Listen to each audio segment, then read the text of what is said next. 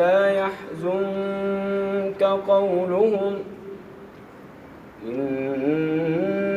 نعلم ما يسرون وما يعلنون أولم ير الإنسان أنا خلقناه من نطفة فإذا هو خصيم مبين وضرب لنا مثلا ونسي خلقه قال من يحيي العظام وهي رميم قل يحييها الذي أنشأها أول مرة وهو بكل خلق عليم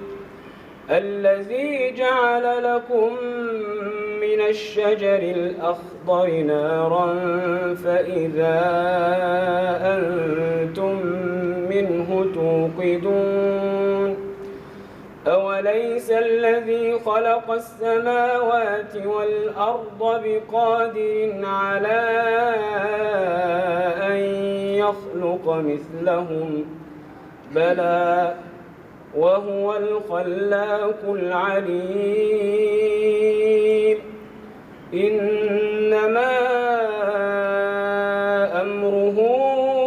إذا أراد شيئا أن يقول له كن فيكون فسبحان الذي بيده ملكوت كل شيء وإليه ترجعون.